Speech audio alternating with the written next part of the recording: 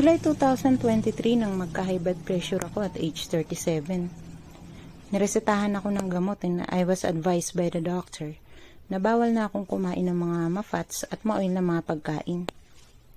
Hindi ako nakinig kasi hindi ko naman naramdaman na seryoso pala ang ganitong klaseng sakit o yung tinatawag na hypertension.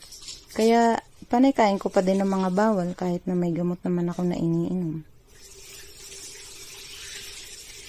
A year after, nagpa-check up akong muli at sa ECG result, meron akong bara sa puso o yung tinatawag na anterior wall ischemia. Doon na ako nakaramdam ng takot at pag-aalala.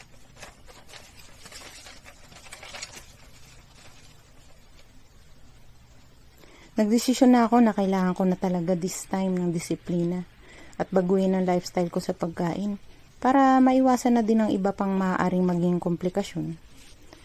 Napakahirap sa umpisa. Madalas kasi akong gutom dahil hindi naman lahat ng pagkain pwede kong kainin. Minsan naglalaan ako ng oras para isipin kung ano-ano ba ang mga pagkain na dapat kong kainin at iwasan.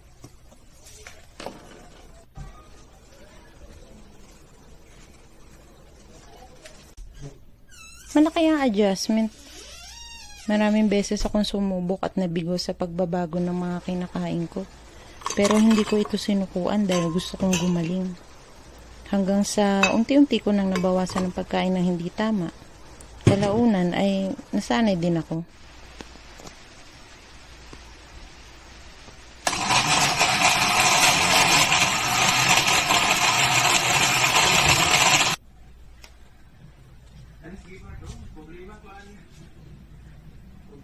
Kapag lumalabas ako para mamasyal, nagbabaon ako ng sarili kong pagkain. Kung bibili naman ako, sinisigurado kong safe sa health condition ko yung food na kakainin ko. Palagi nga pala ako nagsishake. Mas nai-enjoy kong kumain ng mga prutas kapag sinishake.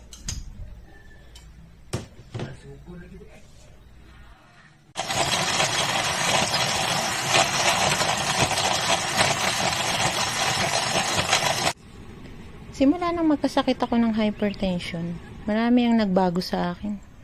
Mas lalo kong na-appreciate ang mga simpleng bagay.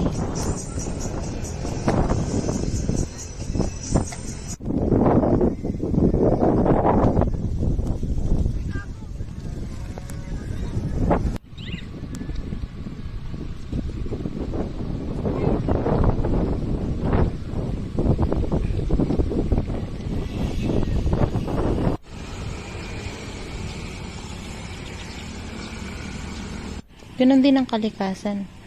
Lalo kong napansin ang kagandahan niya, kahit sa mga simpleng lugar lang na makikita sa paligid natin. Ang pagmasdan, ang paglubog ng araw ang pinakagusto ko sa lahat. Habang pinapanood ko ang paglubog nito, nararamdaman ko ang kapayapaan at pag-asa. Sa gitna ng health challenges ko. At end of the day, grateful ako sa pagkakataon na binigay ng Diyos para ayusin ang kalusugan ko. Isang malaking hamon sa bawat araw. Kaya basta one step at a time.